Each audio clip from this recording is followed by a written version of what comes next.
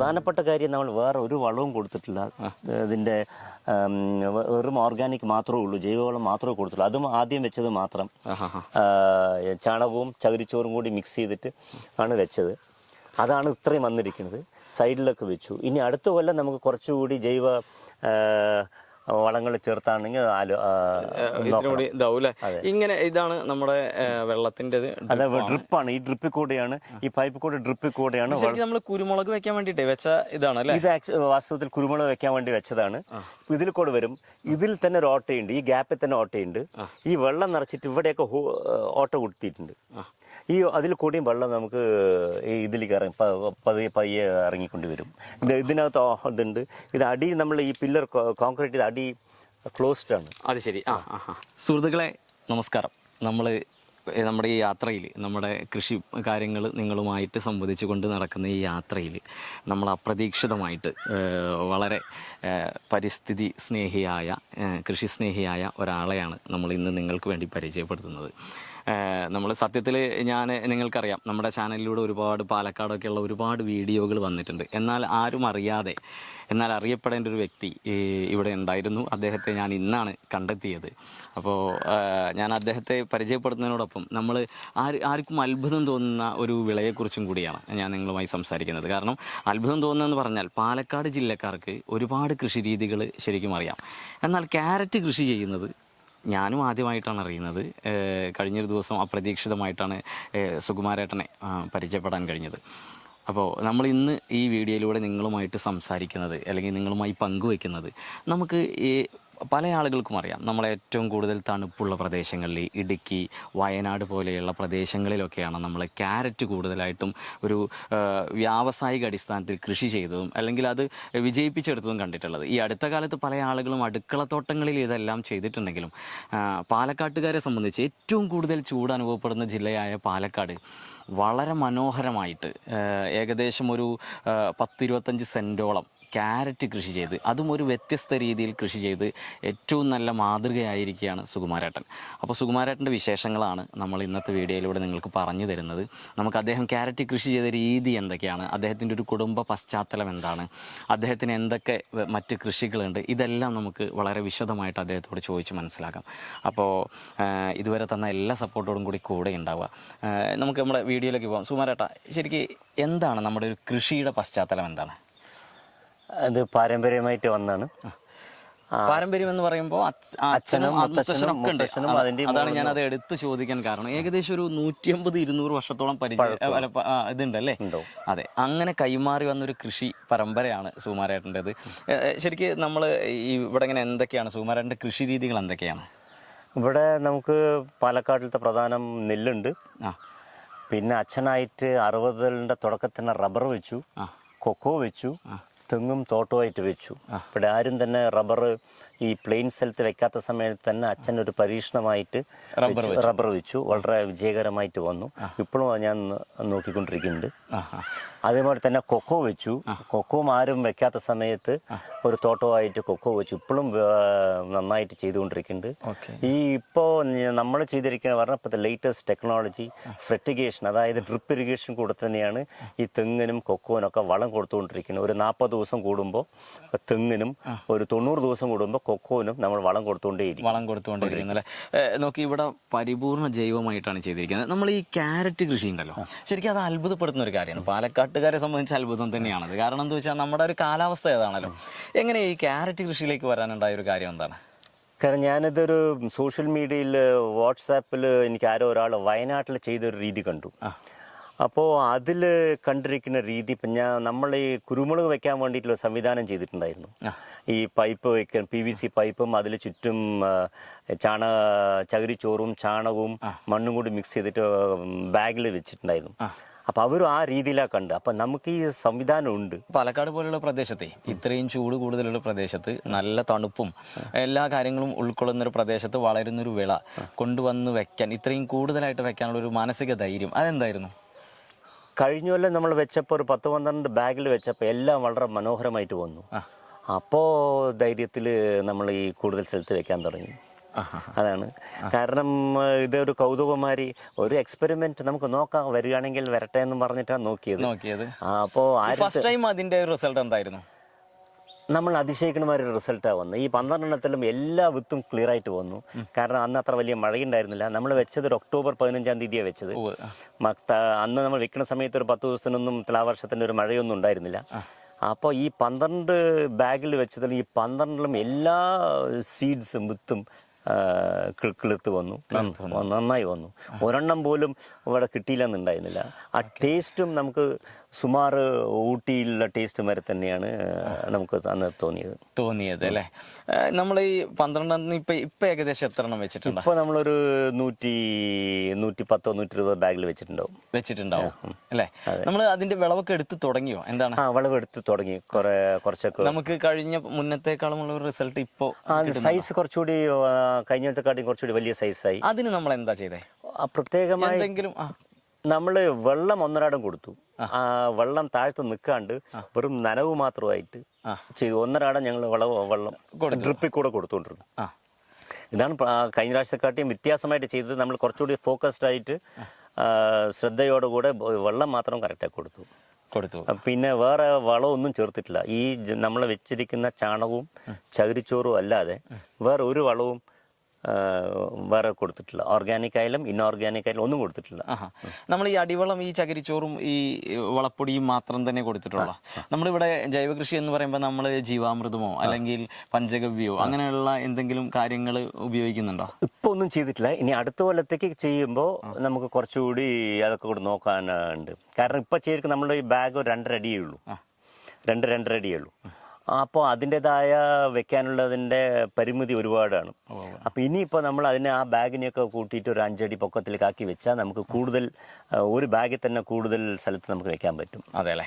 നമ്മൾ ഒറ്റ കാര്യം ചോദിച്ചാൽ നമുക്ക് നമ്മുടെ കൃഷി രീതി കാണാം. അതായത് നമ്മൾ എവിടെ നിന്നാണ് ഈ ക്യാരറ്റിൻ്റെ വിത്ത് സംഘടിപ്പിച്ചത്? ക്യാരറ്റിൻ്റെ വിത്ത് പാലക്കാട് ഒരു അഗ്രികൾച്ചർ കടയിൽ നിന്നാണ്. അവിടെ ചോദിച്ചപ്പോൾ ഉണ്ട് പറഞ്ഞു. നമ്മൾ അങ്ങനെ സാധാരണയായി ഒരു അഗ്രികൾച്ചർ കടയിൽ നിന്ന് വാങ്ങിക്കൊണ്ടുവന്ന് വെച്ചതാണ്. നമുക്കത് ഭയങ്കര റിസൾട്ടായി. ഇനിയിപ്പോൾ ഊട്ടി പോയിട്ട് അന്വേഷിക്കും. ഊട്ടിയിൽ നമ്മൾ അന്വേഷിച്ച സമയത്ത് പലതരം വിത്തുണ്ട്. 2000-3000 തുടങ്ങി ഒരു കിലോന് തുടങ്ങിയിട്ട് 30,000 രൂപ വരെയുള്ള വിത്തുണ്ട് എന്നാണ് ഊട്ടിയിലുള്ളവർ പറഞ്ഞത്. അപ്പൊ നമ്മൾ കൂടുതൽ ശ്രദ്ധിക്കുമ്പോൾ ഈ 30,000 രൂപന്റെ വിത്ത് വാങ്ങിയെന്ന് പറഞ്ഞാൽ അവർക്ക് ഒരു ഏക്കറിൽ തന്നെ 10-20-25 ടൺ ക്യാരറ്റ് ഇടുന്ന പറയുന്നത്. അതെല്ലേ? പക്ഷെ അവർ ഈ ബാഗിലല്ല ചെയ്തിരിക്കുന്നത്. അവരൊക്കെ പ്ലെയിൻ സ്ഥലത്താണ്. പക്ഷെ നമുക്ക് ഇതാണ് നമ്മൾക്കുള്ള സ്ഥലം, അതുകൊണ്ട് ചെയ്തു. നമ്മൾ ഇവിടെ ഇങ്ങനെ ക്യാരറ്റ് മാത്രമല്ല, നമ്മൾ ഇതിന്റെ ക്യാരറ്റിനോടൊപ്പം കമുങ്ങ് ഞാൻ കാണിച്ചു തരാം. കമുങ്ങുണ്ട്, മറ്റേ കുരുമുളക് വെച്ചിട്ടുണ്ട് അല്ലേ?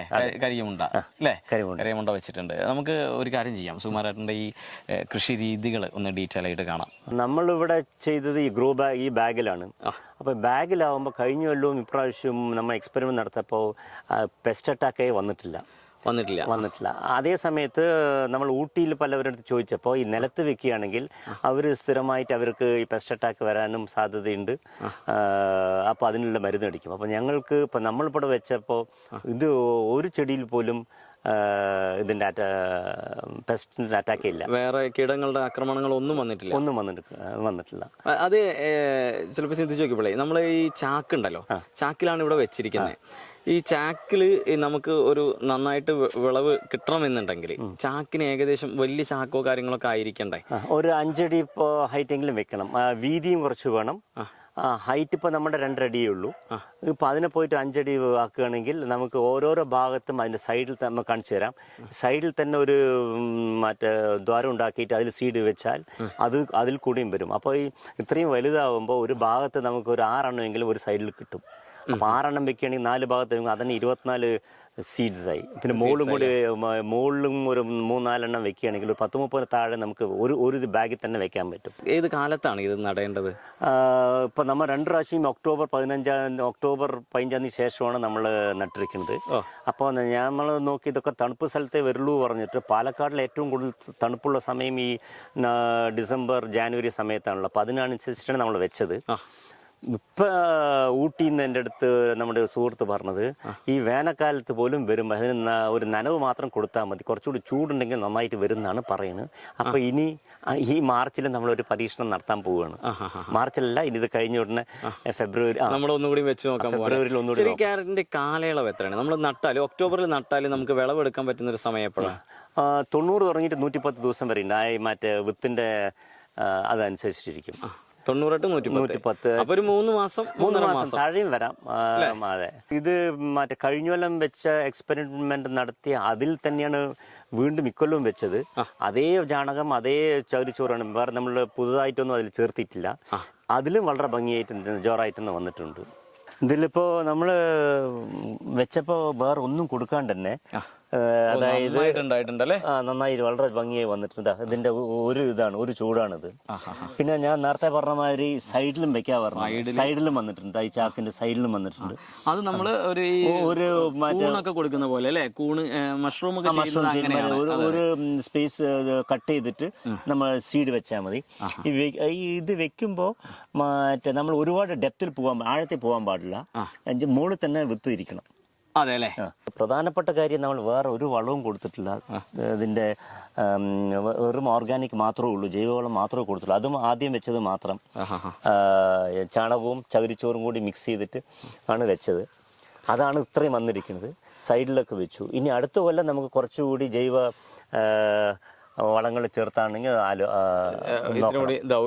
ഇങ്ങനെ. ഇതാണ് നമ്മുടെ വെള്ളത്തിന്റെ ഡ്രിപ്പാണ്. ഈ ഡ്രിപ്പിൽ കൂടെയാണ്, ഈ പൈപ്പ് കൂടെ ഡ്രിപ്പിൽ കൂടെയാണ് നമ്മൾ കുരുമുളക് വെക്കാൻ വേണ്ടിട്ട് വെച്ച ഇതാണ് അല്ലേ. ഇത് വാസ്തവത്തിൽ കുരുമുളക് വെക്കാൻ വേണ്ടി വെച്ചതാണ്. ഇതിൽ കൂടെ വരും. ഇതിൽ തന്നെ ഒരു ഓട്ടയുണ്ട്, ഈ ഗ്യാപ്പിൽ തന്നെ ഓട്ടയുണ്ട്. ഈ വെള്ളം നിറച്ചിട്ട് ഇവിടെയൊക്കെ ഓട്ട കൊടുത്തിട്ടുണ്ട്. അതിൽ കൂടിയും വെള്ളം നമുക്ക് ഇതിലേക്ക് പയ്യെ ഇറങ്ങിക്കൊണ്ട് വരും. ഇതിനകത്ത് ഇതുണ്ട്. ഇത് അടി നമ്മൾ ഈ പില്ലർ കോൺക്രീറ്റ് അടി ക്ലോസ്ഡ് ആണ്. അത് ശരി. ഈ ഒരു 2 അടി ഗ്യാപ്പിൽ 3 വിളവാണ് എടുത്തിരിക്കുന്നത്. എന്താ ക്യാരറ്റ് ഇതിന്റെ വലിപ്പം കണ്ടു, കുരുമുളകുണ്ട്, അതിന്റെ അടിയിൽ കുരുമുളകുണ്ട്, കവുങ്ങുണ്ട്. 3 കൂടി ഒറ്റ സ്ഥലത്ത് അതിനുള്ള തോലിനുള്ള ചീമക്കൊന്നയും ഇവിടെ ഉണ്ട്. ചീമക്കൊന്നയുണ്ട്. ഇത് ഒരുമിച്ച് ഇവിടെ എല്ലാം ചെയ്തിരിക്കുന്നത് നിങ്ങൾക്ക് നോക്കാം. ഇതുണ്ടോ, എല്ലാ സ്ഥലത്തും ഇങ്ങനെയുള്ള ഇതാണ്. നിങ്ങളൊന്ന് നോക്കി കണ്ടോ, അത്രയും സംഭവങ്ങൾ സ്ഥലത്ത്.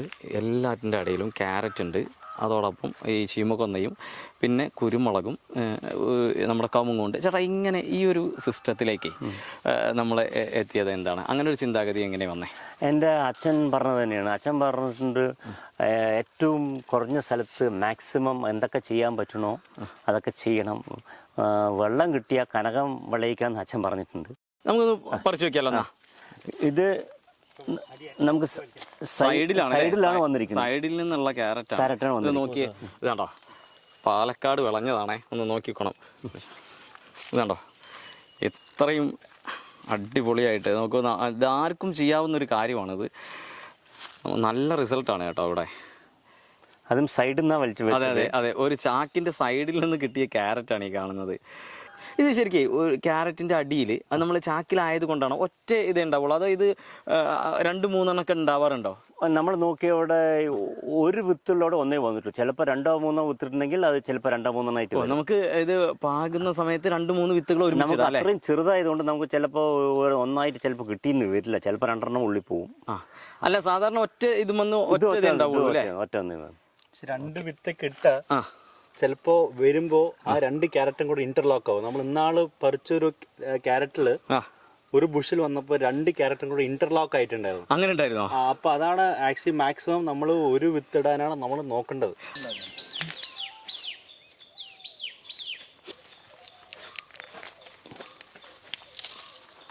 അത്യാവശ്യം നല്ല സൈസ് ഉണ്ടല്ലേ? നല്ല സൈസ് ഉണ്ട്.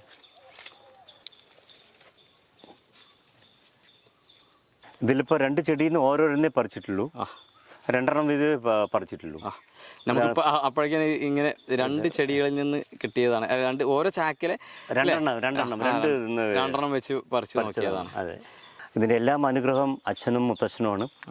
അച്ഛൻ ആദ്യം അമേരിക്കയിൽ 1953 62 കൊല്ലം മുമ്പ് American government Indian government farm exchange പ്രോഗ്രാമിൽ 23 പേരിൽ ഒരാളായിട്ട് പോയിട്ടുണ്ടായിരുന്നു.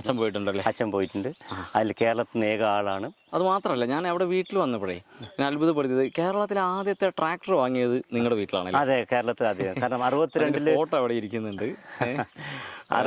62 ഗ്രാൻഡ് ഫാദർ അമേരിക്കയിൽ പോയി. അതിന് വന്ന ശേഷമാണ് നമ്മൾ ട്രാക്ടർ വാങ്ങിയത്. മാസി ഫെർഗൂസൺ ഒരു ട്രാക്ടർ വാങ്ങിയത്. അതല്ലേ. അപ്പോൾ നിങ്ങൾക്ക് എല്ലാവർക്കും, നമ്മുടെ മാന്യ പ്രേക്ഷകർക്ക്, ഇദ്ദേഹത്തിൻ്റെ നമ്മുടെ സുകുമാരേട്ടൻ്റെ വീട്ടിൽ വന്നാൽ ഒരുപാട് കാര്യങ്ങൾ കാണാനുണ്ട് കേട്ടോ. സുഹൃത്തുക്കളെ, അപ്പോൾ നിങ്ങൾ നമ്മുടെ സുകുമാരേട്ടൻ്റെ ഈ കൃഷി രീതി കണ്ടല്ലോ. നോക്കൂ, കേരളത്തിൽ ഒരുപാട് സ്ഥലങ്ങളിൽ നമ്മൾ സന്ദർശിച്ചിട്ടുണ്ട്. അവിടെ നിന്നൊക്കെ ഒരു വ്യത്യസ്തത ഇവിടെ ഉണ്ട്. അതുമാത്രമല്ല, ഞാൻ സത്യത്തിൽ എനിക്കിപ്പോഴും തോന്നുന്നുണ്ട് എന്തുകൊണ്ട് ഇദ്ദേഹം ഈ മുഖ്യധാരയിലേക്ക് എത്തിപ്പെടാൻ ഇത്രയും വൈകിപ്പോയെന്ന്. കാരണം വളരെ ഒരു ആലോചിച്ച് നോക്കൂ, 10, 200, 300 വർഷമായിട്ട് കൃഷിയെ കൈവിടാതെ ഈ തലമുറയും അടുത്ത തലമുറയിലേക്ക് വരെ കൈമാറാനായിട്ട് അത്രയും പക്വമായ രീതിയിൽ കൃഷിയെ കാണുകയും കൃഷിയെ സമീപിക്കുകയും ചെയ്യുക. അതുമാത്രമല്ല, നേരത്തെ പറഞ്ഞല്ലോ, നമ്മൾ കേരളത്തിലെ ആദ്യത്തെ ട്രാക്ടർ വാങ്ങിയത് അദ്ദേഹത്തിൻ്റെ വീട്ടിലാണ്. അപ്പോൾ ഇദ്ദേഹം എന്ന വ്യക്തിയെ നിങ്ങളെല്ലാവരും പരിചയപ്പെടേണ്ടതായിട്ടുണ്ട്. നമ്മൾ ഓരോ കർഷകരും ഇദ്ദേഹത്തിന് കാണാൻ പറ്റുന്നവരൊക്കെ നേരിൽ വന്ന് കാണുക. ഞാൻ സുകുമാരേട്ടൻ്റെ നമ്പർ നമ്മുടെ വീഡിയോയിൽ സാധാരണ രീതിയിൽ കൊടുക്കുന്നുണ്ട്. നോക്കൂ, ക്യാരറ്റ് എന്നത് അദ്ദേഹത്തിൻ്റെ ഒരു ചെറിയ ഭാഗം മാത്രമാണ്. നമ്മളും അതിൻ്റെ ഒരു ക്യൂരിയോസിറ്റി കൊണ്ട് വന്നതെന്ന് മാത്രമേ ഉള്ളൂ. ഇദ്ദേഹം ക്യാരറ്റ് ഒതുങ്ങുന്ന, അല്ലെങ്കിൽ ക്യാരറ്റ് കൃഷി ചെയ്തുകൊണ്ട് നമ്മൾ ഈ കാണിച്ചൊരു ചെറിയ കൃഷിയിൽ ഒതുങ്ങുന്ന ആളല്ല. അത് എടുത്തു പറയേണ്ടതായിട്ടുണ്ട്. അപ്പോൾ ഇദ്ദേഹത്തെ പോലെയുള്ള ആളുകൾ തന്നെയാണ് ലോകത്തൊട്ടാകെ അറിയേണ്ടത്. നമ്മുടെ ഭാരതത്തിൻ്റെ കൃഷി രീതികളിലൊക്കെ നമുക്ക് പല മേഖലകളിലും ഇതുപോലെയുള്ള അറിയപ്പെടാതെ കിടക്കുന്ന ഏറ്റവും വലിയ കർഷകരെ നമുക്ക് കാണാൻ പറ്റും. അപ്പോൾ ഇവരിലേക്ക് ഇറങ്ങുമ്പോൾ തന്നെയാണ് നമ്മൾ കർഷകൻ എന്താണെന്നും കർഷകൻ്റെ ഒരു പ്രാധാന്യം എന്താണെന്നും നമ്മൾ മനസ്സിലാക്കുന്നത്. തീർച്ചയായിട്ടും ഇതുവരെ തന്ന എല്ലാ സപ്പോർട്ടോടും കൂടി നമ്മുടെ കൂടെ ഉണ്ടാവുക. സുകുമാരേട്ടനെ പോലെയുള്ളവരെ ലോകമൊട്ടാകെ അറിയിക്കുക. നിങ്ങളുടെ കൈകളിലേക്ക് നമ്മൾ ഈ വീഡിയോ തരുമ്പോൾ എല്ലാവരിലേക്കും അറിയിക്കുക. അപ്പോൾ തീർച്ചയായിട്ടും ഇതുവരെ തന്ന എല്ലാ സപ്പോർട്ടോടും കൂടി കൂടെ ഉണ്ടാവുക. ഒട്ടും വൈകാതെ നമുക്ക് വേറൊരു വീഡിയോയിൽ വീണ്ടും